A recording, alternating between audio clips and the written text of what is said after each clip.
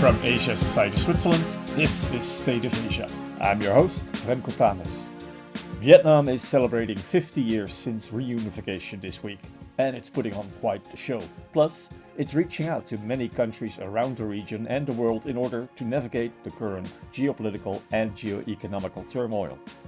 With a crucial Communist Party Congress coming up next spring that will determine Vietnam's course into the next decade, and just coming off a few fundamental changes in the top leadership of the party and the country over the past year, Vietnam is now seeking to cement its place as Asia's next economic powerhouse. All while having a 46% US tariff hanging over its head.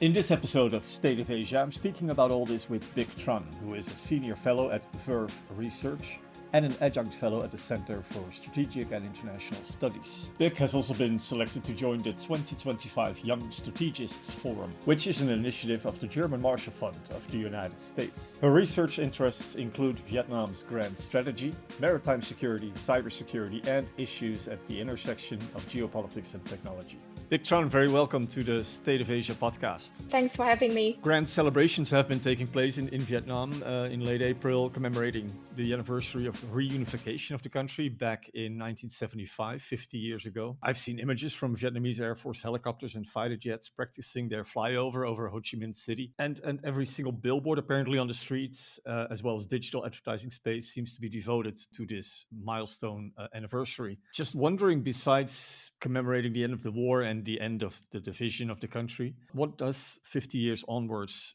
Vietnam have to celebrate besides those milestones, according to you?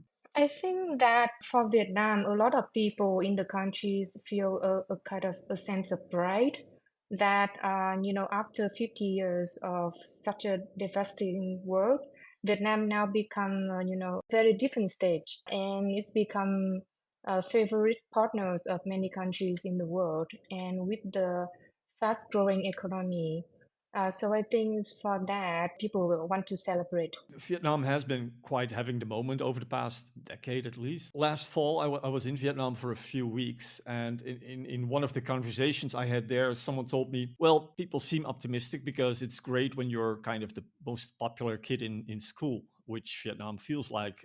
This was, of course, in the fall. And this person was referring to how foreign investors, as well as other governments from all around the world, including China, the US, Russia, all seem to be vying for close ties and increased investment in Vietnam. This conversation, of course, took place before the election of Donald Trump and before the current trade war unleashed by him. I'd like to talk with you about what Vietnam's position is and all that later in a little bit. But during this conversation I had in the fall, that person said that while Vietnam has progressed tremendously in order for it to become the next logistics hub, the next tech hub, the next, he said, well, fill in the blank, anything hub. A lot of the right decisions still need to be taken, and it's unsure if that's going to happen. He mentioned investments are badly needed in healthcare, education, the financial system, the energy market. And he said there's a lot of uncertainty whether that will happen in the next 5 or 10 years.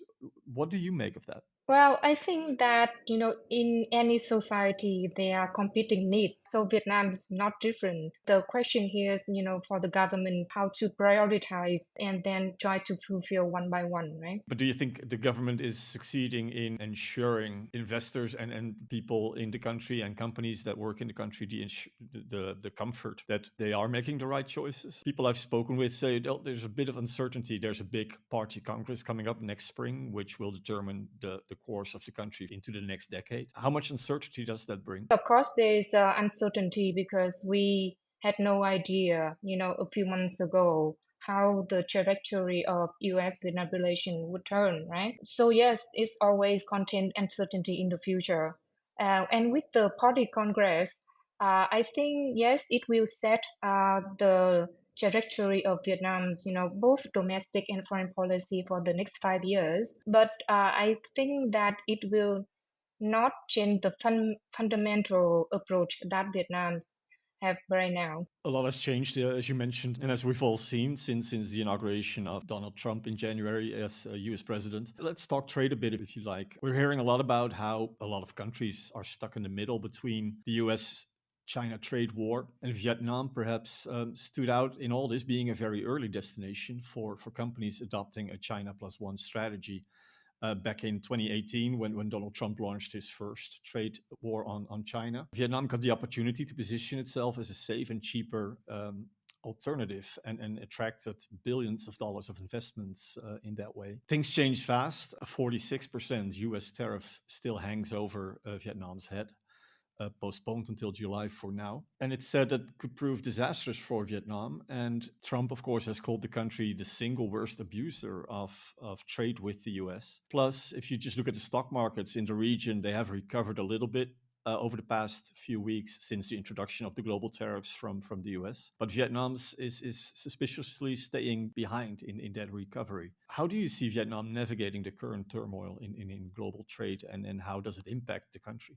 I think the funny part of that is that about more than 10 years ago, I remember in 2014, Vietnam, because of the oil rig incident when China sent an oil rig into Vietnam's exclusive economic zone, the then Prime Minister Nguyễn Tấn Dũng set out a lot of documents and policies, tried to say that Vietnam will have to avoid depending on any single country. So with that, Vietnam, for the last decade has been very proactive in economic integration, negotiating, advanced free trade agreements, including the CPTPP and the free trade agreement with the European Union. So the purpose is that try to reduce dependence on the Chinese market. Because if anything happen in the South China Sea, it will create vulnerabilities for Vietnam, right? Because Vietnam, import a lot from China for its own manufacturing. So actually, the latest data from the Vietnamese custom is that Vietnam imports around 38% of of total imports from China. So that was more than 10 years ago. That was the thinking. And then in 2015, with the when Trump come back to the office, now it's like the realities. So back then, Vietnam, tried to diversify its trade and relations with other countries to reduce the dependence on the Chinese economy. But then, with the return of Donald Trump and the tariff, suddenly Vietnam find itself in a very bad position. Like not just over dependence on the Chinese import, but now also over dependence on export to the US market. I want to dive a bit deeper into how Vietnam has been trying to really reach out to other countries and find alternatives to both China and the US. Vietnam's foreign policies are famously gathered under the term bamboo diplomacy, kind of like being able to be friendly with all nations and not choosing one country or one bloc or alliance over the other. I mean, famously, just last year, Vietnam was the only country in the world, I believe, I'm pretty sure, to get a visit from then US President Biden, from President Xi Jinping of China, and from Russian President Putin, although, of course, they didn't visit at the same time. I'm curious to see how you hear this developing, given everything that's been going on. We hear threats from Washington, wanting to force countries to choose their side or face the consequences in terms of high tariffs, and who knows what else. At the same time, China is also upping its narrative. It's not just the diplomatic outreach we're seeing by Xi Jinping, but also recently kind of similar threats that the US is making, with China saying, hey, if you as other countries are going to negotiate with the US and you hurt us as China in those negotiations, we will retaliate against you as well. In that kind of polarizing situation, is Hanoi able to stick with its bamboo diplomacy and try to be friends with everyone? Well, you mentioned bamboo diplomacy, but I would like to take a step back to talk about Vietnam's grand strategy, because diplomacy is only one component of the grand strategy itself. For Vietnam, like not too different from other countries, Vietnam have like several primary goals that they want to achieve. That including, maintaining peace, developing the economy, and defending its sovereignty and territorial integrity, right? So not too different from other countries. And in order to achieve those goals, Vietnam have a grand strategy with four components. So diplomacy is one, but also foreign economic policy, defense policy, And to support those three external components, Vietnam need to have a domestic component to support that as well, co-resource attraction, right? Yes, it has become very difficult for Vietnam to navigate the current situation as great powers increasingly demanding countries to choose sides. And in order to deal with that, it's not just during the last year or so, but for a long time, Vietnam, had tried to elevate its international standing so that it have a greater strategic space to maneuver, and for that lessen the negative impact of great power competition. So some of the things we already mentioned, that include very like adopt a very proactive stance on economic integration. But on top of that, Vietnam has been a very active members of international organizations, try to take leadership in ASEAN, United Nations, and also try to hold peace talk. One example is the 2019 talk between Donald Trump and Kim Jong-un. You mentioned Vietnam's grand strategy, which is, of course, something you've researched a lot. Just specifically aimed at China, Vietnam has just earlier in April seen a visit from Chinese President Xi Jinping. There were a lot of agreements signed, cooperation agreements, among other things, on a railway line investment. This, what is known as Hanoi's struggle cooperation framework with Beijing, both being, of course, states led by a communist party. How does that influence Vietnam's relationship with China? Because at the same time, Vietnam seems to be a bit more assertive on South China Sea issues, for example, than other countries in the region, besides the Philippines, perhaps, that have clashing claims with China. But not all are being run by a communist party, as both China and Vietnam are. So how is that kind of communist brotherhood influencing the China policy of Vietnam? Vietnam has tried to kind of compartmentalize the issues of the South China Sea dispute from the overall relationship with China. Because despite the disputes, China is still very important economic partner of Vietnam. And the party-to-party ties actually is very important because there's only five countries with communist regime in the world. So for Vietnam, for both Vietnam and China, it's important for them to keep the close relationship and show the world that that model of government actually works. So if you remember back, I think back in October 2022, when Xi Jinping came back for his third term, he invited Nguyễn Phú Trọng, to China, and so Trọng was the first foreign leader that she received. So it's not only for Vietnam, but for China as well. It's kind of a showcase for the world. Maybe just one more question on that attempt of Vietnam to be friends with as many countries as possible. I've heard people describe it as Vietnam doesn't want to appear to be an aspiring semi-superpower. And a person I spoke with at the Diplomatic Academy of Vietnam said, well, we identify ourselves as middle-sized fish. We need to move with the waters and stay on the side if it gets too difficult. And we don't want to be in the front lines. Do you think the country still has that luxury to just stay on the side if it gets too difficult and not make too many fuss with any country? I think the strategic space of not only Vietnam, but other countries, especially in Southeast Asia, has become narrow and narrower because of great power competitions. So if they have enough space, of course, they would opt for being neutral, not choosing sides.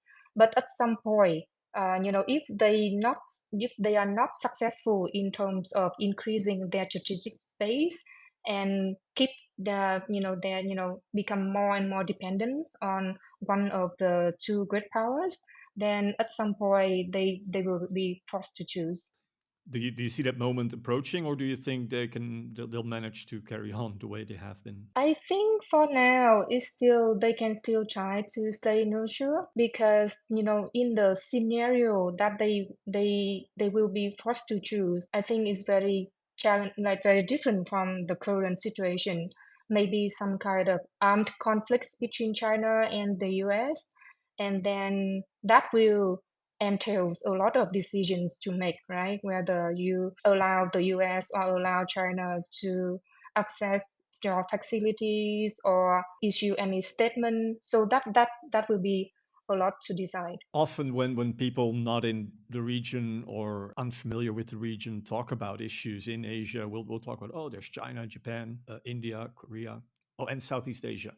And it kind of ignores, right, the diversity of Southeast Asia. It's not one monolith or one block like the European Union. You have in your work emphasized that diversity of perspectives and strategies within Southeast Asia as well. What are some of the approaches you see in Southeast Asia towards dealing with the current global economic and geopolitical turmoil? I think probably we see that like several countries who are very active, like Singapore or Vietnam, they would go out and, very active to promote their position, right? I mean, in terms of, like I mentioned, try to elevate their international standing so they have more space to maneuver. There's that one category of countries, but other countries, they maybe have less capabilities to do so, then they are more subjective to influence by great powers. I want to talk briefly about the Russia-Ukraine war, actually, where Vietnam has maintained neutrality more or less. It abstained from UN votes, wanting to preserve its relations with Russia as well, which is a big arms supplier to Vietnam. How big of an issue is this war in Europe for Vietnam? It's quite far removed. Is it in the minds of people, or is the government doing anything that makes you think, well, they do have a position on it? Well, yeah, like you said, Vietnam tried to stay neutral because it has good relationship with both Russia and Ukraine, and the arms supplies from Russia plays a big role. So that's why Vietnam needs to maintain positive relationship. In terms of the public, I remember there was a debate, on social media. So kind of the Vietnamese public was split into two camps, right? Basically, one kind of support Ukraine and criticized Russian invasion, and the others camp is kind of more sympathize to Russian stance. Yeah, there is some debate there. It's not like one opinion. Which, by the way, is of course a big difference that Vietnam has compared to China, where I mean, Vietnam has fairly free and open internet, right? People can just discuss on X, on Instagram, and all these platforms that are not accessible in China. That's a big difference, right? Yes, I think so. Yes, the big difference. So in Vietnam, we can access all sort of platforms that you can access. We just talked briefly about that Russia-Ukraine war, but closer to home, I was wondering, do you see Southeast Asian nations being able to contribute in any significant way to shaping the broader Indo-Pacific security arena or architecture? Or are they kind of delivered to what greater powers are wanting to do with it? Yeah, so even though most countries in South Asia are small to middle powers, I think they can shape the regional securities in the way that, for example, if they have good relationship with the United States and its allies like Japan, who have the in kind of a vision or a strategy for a free and open Indo-Pacific, for example, right? Then yes, they can support that vision or that strategy. But if that those relationships, you know, uh, kind of go down, then maybe when like especially because of the trade war and the tariff from the Trump administration, now China's been very active in the region, with the Xi Jinping's tour in South Asia, try to promote the image of China as a more reliable partner than the United States. Then regional country can choose to support China's initiative instead. Yeah, so that by supporting one power's initiative, then they can somehow shape the regional security. You remember back in 2019, ASEAN did issue the ASEAN Outlook on the Indo-Pacific. So that one way the bloc kind of project its vision itself. But in order to, because those initiatives, it costs a lot. So without, resources, it's very difficult for one or even a group of South Asian countries to somehow have some initiative to replace those from the great powers. 6 months ago, the former colonial power France became the first European nation to have its ties with Vietnam upgraded to the highest level, the Comprehensive Strategic Partnership. Vietnam has bestowed that status on only 11 other countries since China became the first to receive it in 2008. And I was looking at a timeline and I noticed between 2008 and late 2022, only 3 countries had this best friend status with Vietnam. It was China, India, and Russia. But then in the past 2 years and a bit, the list of best friends has been expanding quite rapidly and now includes the US, Australia, South Korea, Indonesia, Japan, and others, all added since 2023. What's Vietnam's goal here? Is this all of a sudden very rapidly getting closer ties with many different countries? Yeah, very good observation. So I was thinking about that as well myself. I think it's not in from the Vietnamese point of view, it's not sudden. Like Vietnam has wanted to, establish strategic partnerships with as many countries as possible. And especially if you go back to, a keynote address by then Prime Minister Nguyễn Tấn Dũng at the Shangri-La Dialogue, I think probably in 2012. He mentioned that Vietnam wanted to have partnerships with all 5 members of the United Nations Security Council and other major power as well. So that has been a long-term goal for Vietnam. But I think for the last few years, the acceleration of the upgradings is that because Vietnam now has become a very attractive partner. So because it's not one way, right? Vietnam wanted to have partnerships with, some countries, but maybe few years ago, those countries were not ready to have Vietnam as such a high level partners.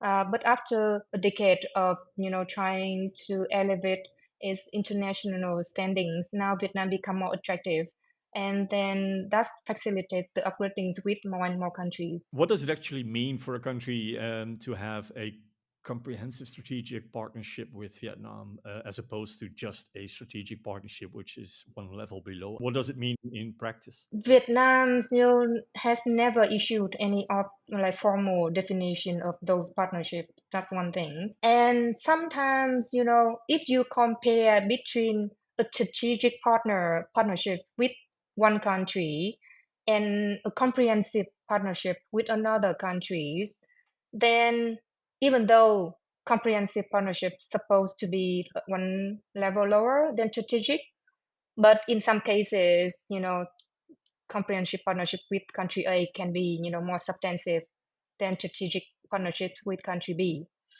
But the hierarchy is still maintained within the relationship with one country. So if we start with comprehensive partnerships with country A and then upgraded it to strategic level, meaning that it will be more substantive cooperation, and then the next level of comprehensive strategic partnership, meaning, yeah, so more substantive as well, even though it's not official or not certain, but people have reported that a CSP level would, give access to all 4 pillars of Vietnamese leadership, for example. What role you see for European nations and for the European Union in Vietnam and in Southeast Asia? Frequently, when I've spoken for the podcast with people in the region, we heard, well, we are ready for more involvement from Europe, economically cooperating in other issues, in common challenges like climate change, sustainability, the energy transition. How do you see that? Do you see Europe should be taking more initiative to cooperate with nations in Southeast Asia, or do you agree with what I hear a lot is that Europe is standing too much on the side, or when they think about Asia, just thinking about China and kind of the rest is a periphery? Do you agree with that? Well, I don't agree with that. I think the European Union has done a lot, especially with their Indo-Pacific strategy. They even set out 4 areas of priorities. That way, they would like to increase cooperation with regional countries. So, including maritime security, cyber security, peacekeeping, and counter-terrorism. So those 4 issues actually very close to the heart of Southeast Asian countries because that the areas that they also want to focus on. And I think the European Union has been one of the biggest the most important development partners of the region for many years.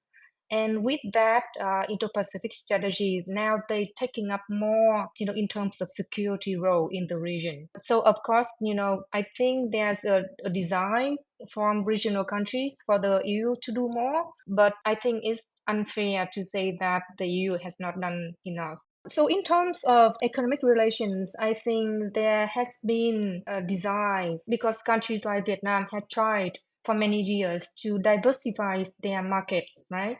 And investment sources. The difficult is that, even with the free trade agreement with the EU, then the implementation of that free trade agreement is a challenge because a lot of businesses in Vietnam are small and medium businesses. And for them, imports from China is much more easier and cheaper. So the government can, make efforts to negotiate those free trade agreements. But in terms of implementation, it will be the businesses who do the business, right? So I think that's the main challenge. Of course, there's these 46% US tariffs hanging over Vietnam if no agreement is reached with Washington by July as it stands now. What would be the worst case scenario and the best outcome for Vietnam? Do you think it's realistic to expect that this 46% will never hit them? I mean, it's difficult to predict, of course, but say it does. What would be the consequence for Vietnam? Let me phrase it this way. Does Vietnam have the potential to have diversified enough to other countries to kind of soften the blow? I mean, like these days, everybody talk about diversifications, right? Vietnam has talked about diversification for 30 years. But like I said, despite the government efforts with free trade agreement, it's difficult to reduce dependence on, either Chinese imports or US exports. And especially in such a short time, it's very difficult to diversify quickly, to avoid the impact of US tariff. I think Vietnam export to US market account to 29.5% of its total export, so almost 30%, right? And some sources say that is equal to about 30% of the country's GDP. So 46% tariff on that amount of export will have a very negative impact on the Vietnamese economy. But the export to the market, to US markets, comes mostly from the FDI sectors. So it will be, actually include a lot of US companies who invest in Vietnam. And then their products will be subject to that tariff. Yeah, because for other sectors, for like domestic manufacturers, their products, would go to other markets like China or the EU, right? If there is no agreement, being reached, and then the 46% tariff from the US remained, yes, it will have very bad consequence for Vietnam. But I wonder, if the American people will have enough patience to endure that, because they will be the one who bears the cost, right? I think there is some kind of expectation that Vietnamese exporters will bear the cost because they would like to willing to export to US market. But I don't think a majority of them will willing to do so, especially at such high rate. Because what's the point if they cannot make a profit, right? So if they stop export to US market and then prices increase inside the US, then it will be a test for the American people who voted for Trump. Now they have to rethink their decision. Thank you very much for now, Bich Tran, for this conversation. It was very insightful. Thanks again for having me. That was Bich Tran of Verve Research, the Center for Strategic and International Studies, and a member of the 2025 Young Strategists Forum. We'll be back soon with more new episodes of State of Asia, so be sure to subscribe to not miss out. For now, my name is Remco Tanis. Thanks very much for listening.